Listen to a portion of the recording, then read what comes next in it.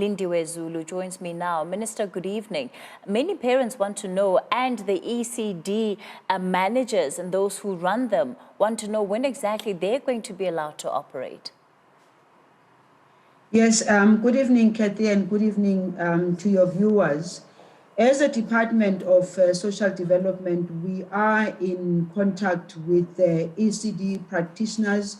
We are in contact so that we can have a conversation about when exactly would it be best for us to open. Because the bottom line is that we need to be sure, we need to be confident that when we decide on opening at whatever level that we decide to do, we are sure that we are ready, because the lives of children, but not only the children, but also the caregivers, the teachers and all at the ECD centers must be in place.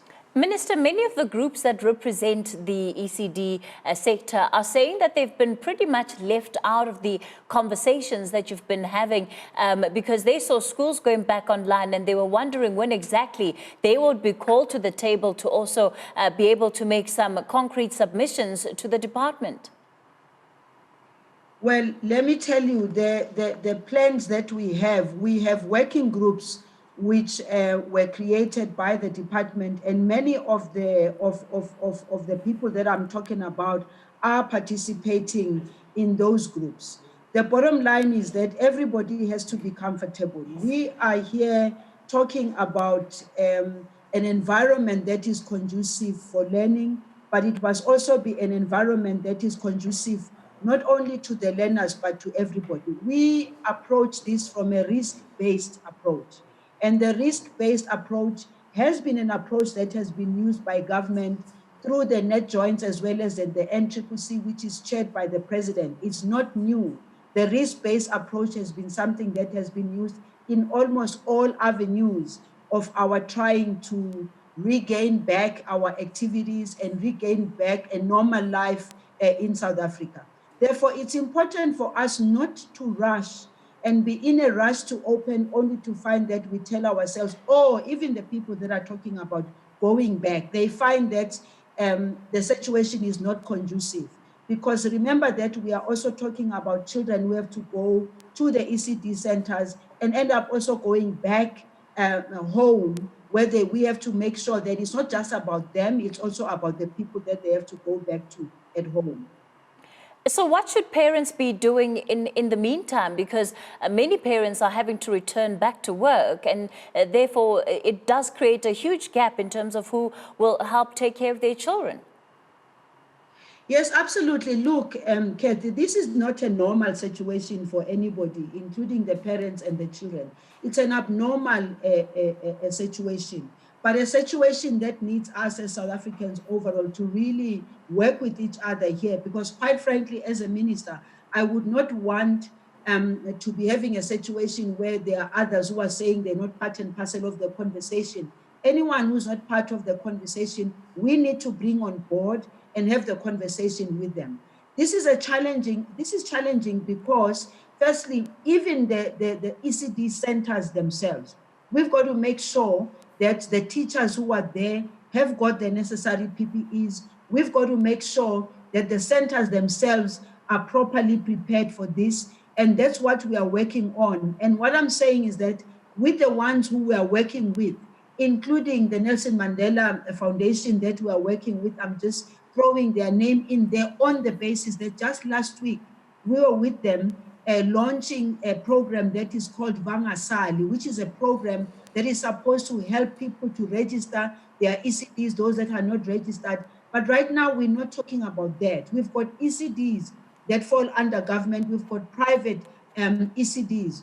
All that we would like to see as a department. We do not want new infections. We can see that the figures are rising, and the message that we're trying to push also to our communities, that it is in the interest of the communities that we must flatten the curve, which we've been trying to do from a government point of view, but also from how people are responding to that.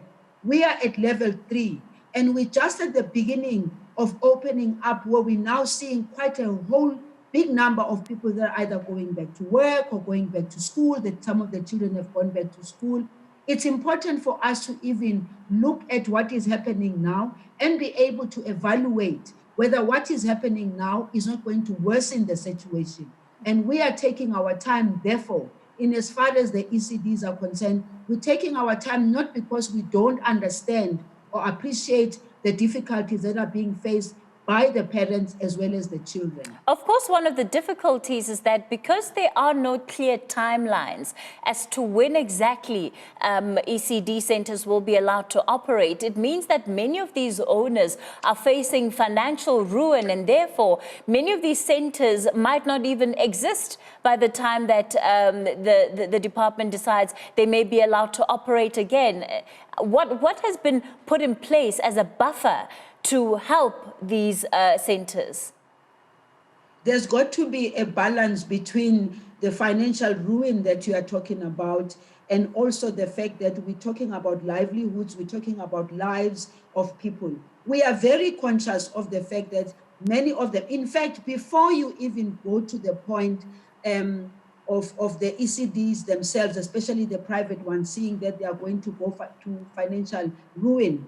For us, what is also of major concern, remember that most of our ECDs, it's through those ECDs that children of communities and families that they pour, that's where they get their 2 meals in a day. So we are also conscious of the fact that many of the children are now sitting at home and the parents are not at work. We cannot put an exact immediate timeline right now, because if we did that, we will be raising hopes, and then we raise the hopes and we are not able to meet those hopes. It's important for us to appreciate.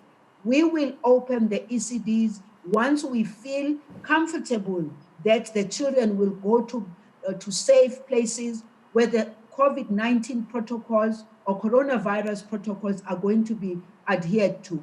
As I'm speaking to you, I will be having a meeting with the Minister of Basic Education, Minister Lindiwe Zulu, because ECD is also, as you know, we are also in the process of handing over the portfolio of ECDs, just that everything happened now and COVID came along just at the time when we were busy with doing that. What we would like to say to all citizens, right now we have to work together and make sure that we assist each other. The bottom line is this: the COVID virus is still lurking out there, and we are seeing the numbers in some provinces rising, in some provinces stabilizing. We are seeing the deaths rising, and we've been told even before that come winter time, we might find ourselves with figures going in a different way.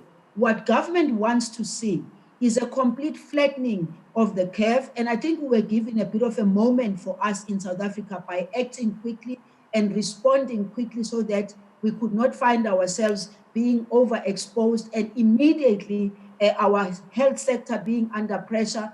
Our economy, of course, was under pressure already by then. It's in a worse situation right now. Our plea, therefore, is to say, let us work together with the ECD practitioners, with the NPOs and the NGOs. The last thing we want is a rise in the numbers of infections, is a rise in the numbers of deaths. If what we did to flatten the curve is one thing that we need to do now, we have to be able to do that. And we are just pleading that let us all be comfortable when the time comes for us to open the ECD. Minister Zulu, let's switch gears slightly, take a look at the 350 relief that was set to be issued to South Africans. How many people have received it so far? There seem to be big questions around whether or not it's reaching the majority of people that need it. Well, let me take you back to the numbers of people who completed their application. We had 6.1 million, or I think by now we're probably on 6.7 people that completed and had valid applications. Out of that 6.7, 3.2 was rejected on the basis that they already are sitting at social grant as social grant recipients. We've made it very clear from the very beginning that the announcement which was made by the president was that it is for people who are unemployed, people who are not getting any form of support or subsidy whatsoever. So the 3.2 has been rejected because they are social grant recipients, they are UIF recipient. Some of them are even NSFAS recipients. 3.1 has been approved and is in the stages of now processing for payment, because remember we did indicate that we needed to have a system that was going to help us to make sure that the money is paid to the right people. I can tell you that to date and today, we paid 207,033, which were paid today, and that was on top of the 53,000 that had been paid earlier through the post office. Now we have 1,033,000 that will be paid through the post office, and we are looking at other, because you see, Sure. many of the people Minister, unfortunately, they don't have bank accounts. we're quickly running out of time, but many people want to know how long it's going to take these payments to come through, because those that have put in this application are desperate for that money, and yet they seem to be kept waiting, and there's a sense that it's not being dealt with as urgently as they need those funds. Cathy, I've just given you a number of an amount that was paid today, just today, 207,000 on top of the 53,000 that had been paid already. Within the week, we're going to pay the 1 million. It must also be appreciated that this announcement was made on top of all other social grants that were increased. All social grants were increased. And this one was a special grant under the social relief of distress. Now, for us to wake up and say this announcement has been made, and then we don't work up on a system that's going to make sure that the money is paid to the right people.